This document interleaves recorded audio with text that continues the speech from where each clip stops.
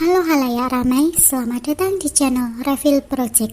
Sudah makan apa hari ini? Apakah hari ini begitu membosankan? Semoga saja tidak. Kali ini saya akan membahas alur cerita film After Lucia. Ini menceritakan tentang seorang remaja perempuan yang bernama Alessandra atau yang disapa Ale, dan ayahnya bernama Roberto yang pindah ke kota Meksiko dengan alasan karena ayahnya yang bekerja sebagai chef dan harus pindah ke tempat kerjanya yang baru. Sebenarnya ada alasan lain juga nih, yaitu agar mereka bisa segera melupakan kenangan yang buruk di masa lalunya, yaitu kejadian ibunya yang meninggal akibat kecelakaan. Dan Ale masuk ke sekolah barunya dengan harapan Ale akan mendapatkan keadaan yang jauh lebih baik dari masa lalunya. Namun harapan itu sangat berbeda dengan kejadian nyata yang dialami Ale. Ternyata Ale mengalami bullying dan pelecehan. Oke, langsung masuk aja ya ke dalam alur ceritanya.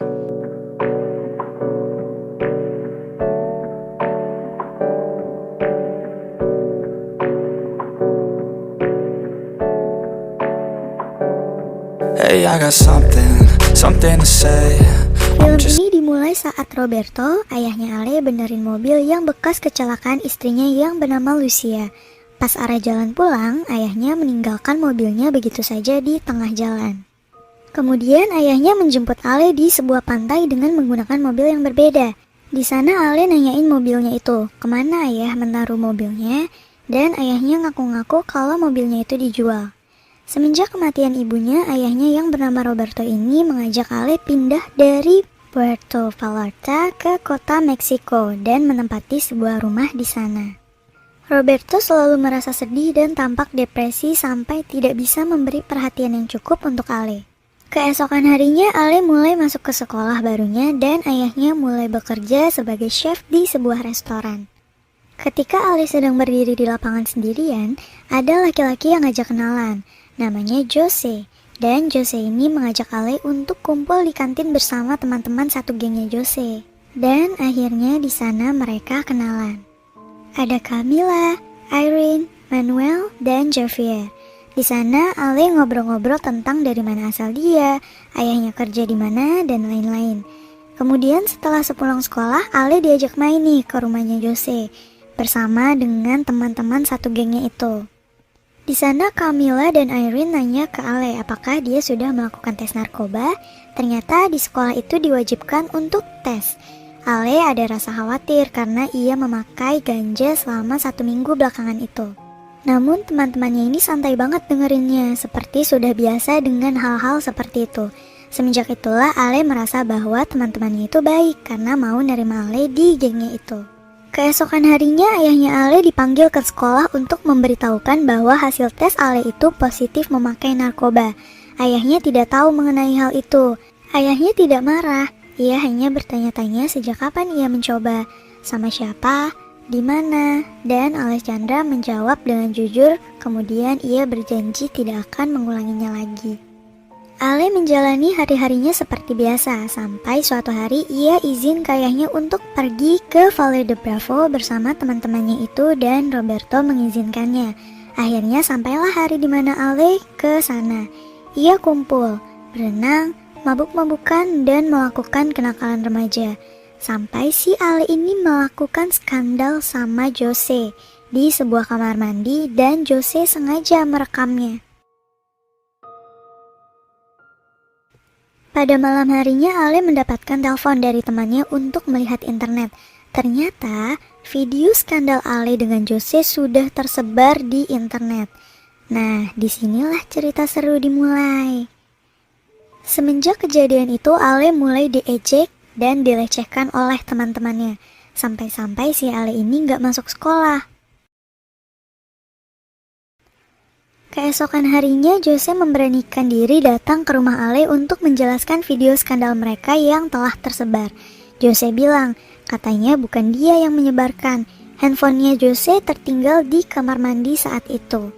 Akhirnya Ale memutuskan untuk sekolah seperti biasa. Teman sekelasnya menunjukkan video skandalnya serta memberikan surat-surat nakal yang membuat Ale gak nyaman.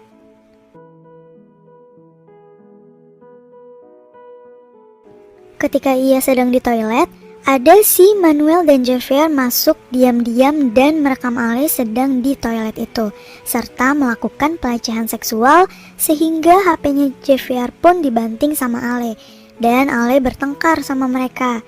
Nah, karena pertengkaran itu, akhirnya Javier dan Ale dipanggil ke ruang guru. Javier mengaku bahwa Ale membanting HP-nya karena masalah kerja kelompok, padahal Manuel ini melecehkan Ale.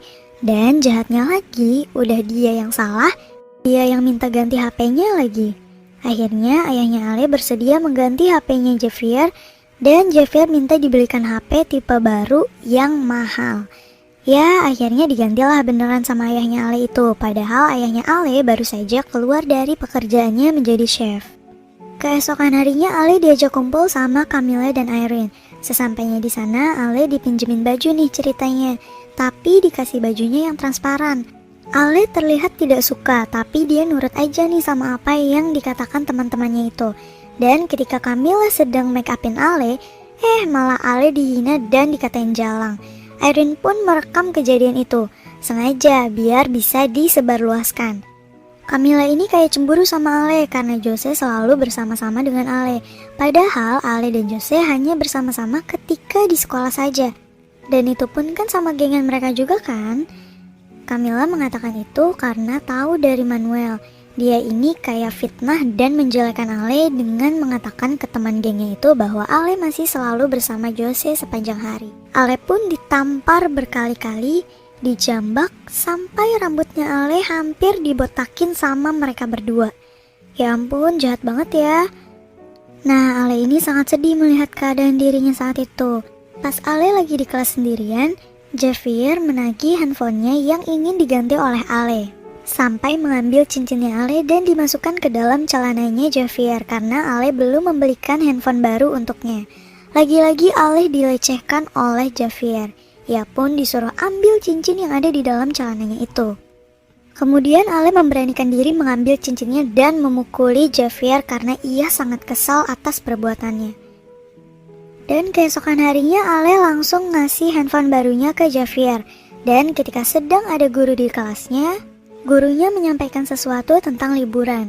Gurunya mengatakan bahwa siswa di sekolah itu akan pergi ke Veracruz dan harus memberikan surat izin kepada orang tua masing-masing untuk meminta izin dari sekolah.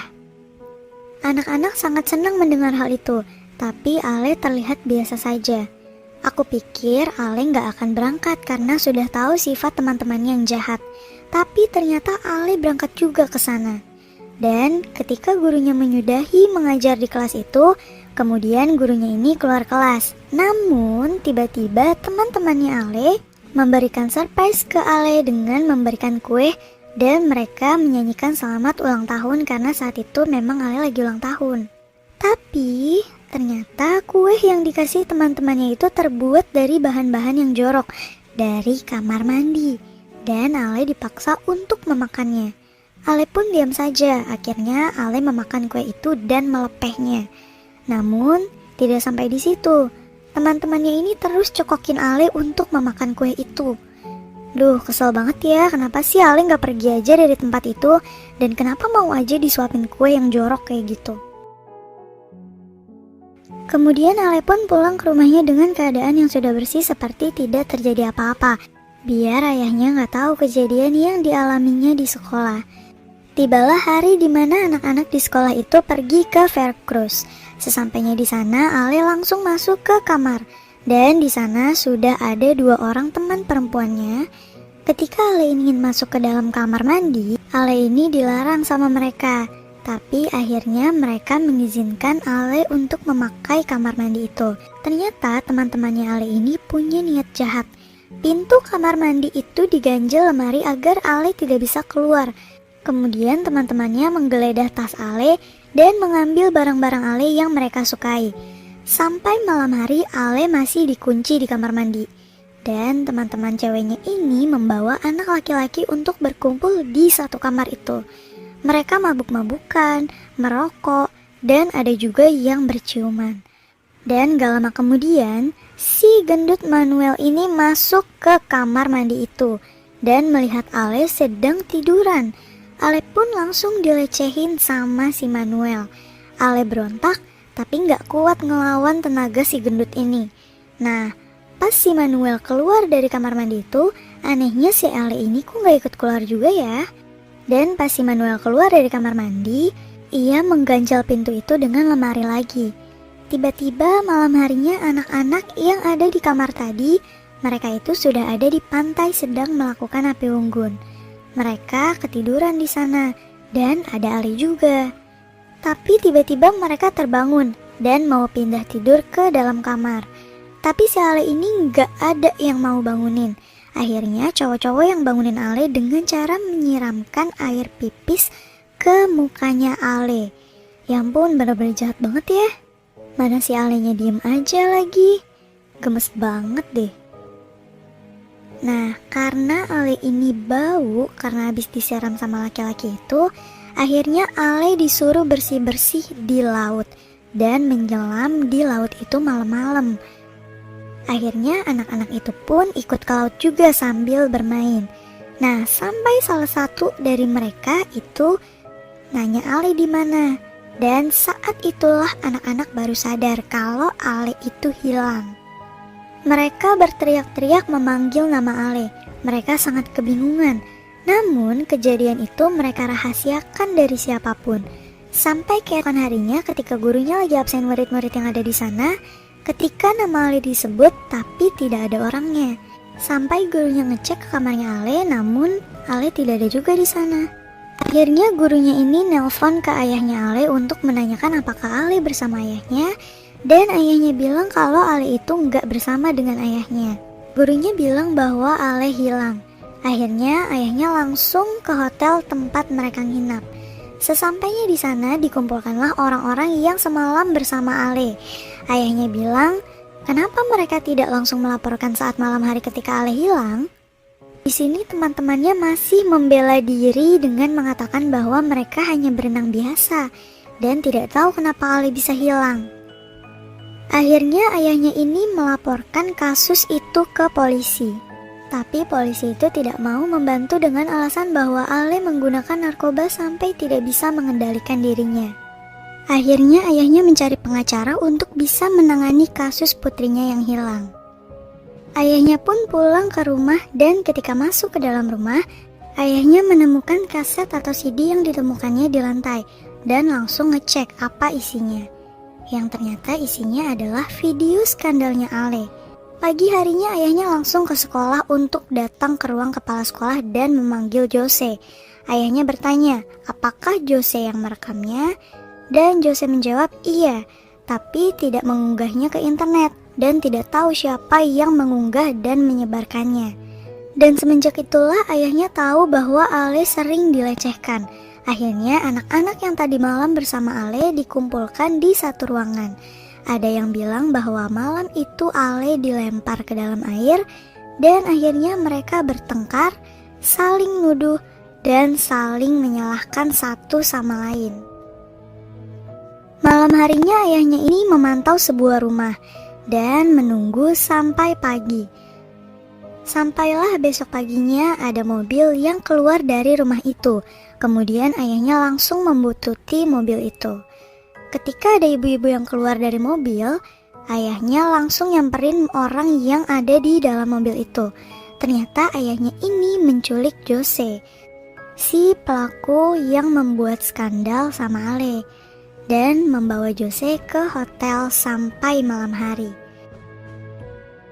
Ternyata di hotel itu badannya Jose diikat, mulutnya disekap, dan dibawa menuju ke laut. Tiba-tiba pas di tengah laut, Jose pun dilempar begitu saja oleh ayahnya Ale dan langsung ditinggalkan di laut itu. Ayahnya sangat kesal atas kejadian yang dialami putrinya, makanya ia melakukan hal itu biar sama-sama impas kalau Jose hilang di laut, karena ayahnya menganggap bahwa Ale hilang di laut juga. Padahal ternyata Ale itu tidak tenggelam. Malam itu Ale selamat dan sengaja bersembunyi sampai pagi hari. Nah, paginya Ale berangkat ke terminal bus untuk pergi ke Puerto Vallarta. Akhirnya Ale sampai di suatu rumah, yaitu rumah lamanya dia. Ale langsung tidur di tempat tidur itu tanpa diketahui siapapun bahwa Ale masih hidup. Bahkan ayahnya sendiri pun juga nggak tahu. Dan film pun selesai sampai di sini. Endingnya cukup ngeganjel ya, tapi filmnya bagus dan bikin gregetan banget sih. Oke, saya memohon maaf apabila ada kesalahan dalam video ini, dan saya ucapkan terima kasih.